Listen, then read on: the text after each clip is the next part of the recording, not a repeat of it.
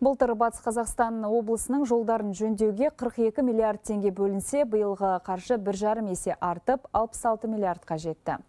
Алайда қиыршық тас пен битум тапшылығынан құрылыс әлі қарқын ала алмай отыр. Бүгін өңірге арнайы барған индустрия және инфрақұрылымдық даму министрі Марат Қарабаев өндіріс орындарын аралап, кәсіпкерлермен кездесті. Өзекті мәселелерді талқылады.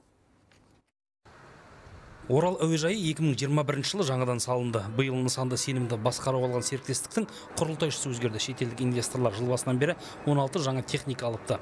Келешекте тағы қомақты инвестиция салады. Жайық топырағының табаны енді тиген министр Марат Қарабаевты қарсылаған әуе портының басшылары өз жоспарларымен бөлісті. Өзінің қаражатынан істеп отыр. Мысалы, бүгінде көріп айттық қой.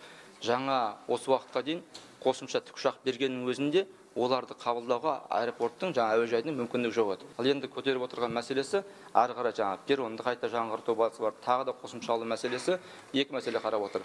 Біріншіден мемлекеттік серіктестік әріптестік болсын деген, мемлекет жекеменшік әріптестік деген. Ал екінші мәселе өздерінің толық ақшасына істейтін болса, немесе ол жаңағы билеттің ертең құнына шамамен 8-10%-ға әсер етеді. Егер әуежай басшылығы билет бағасы өсуі мүмкін деп жатса, жергілікті тұрғындар ұшу құнын төмендетуді сұрайды. Көршілес Атыраумен салыстырғанда Оралдан Алматыға, Астанаға жол ақысы 25%-ке қымбат. Жаз айларында пойызға да билет табу қиын. Қарабаевпен кездескен қара жұрттың өзге де өзекті мәселелері аз емес. Министр оның шешімін іздестіретінін айтты. Өңірдегі ілкімді істерді әңгімеледі. Автожолдардың ахуалы жөнінен аутсайдер аймаққа биыл аз ақша бөлінбепті. Анау-мынау емес, 66 миллиард теңге қаралған. Алайда соны уақытылы игеру мұң. Себебі қиыршық тасты әкелуге вагон аз, битум тапшы. Тек мына облыстың жолға мен айтып кеттім, мына 1,50 тонна керек. Ол 14.800 болған.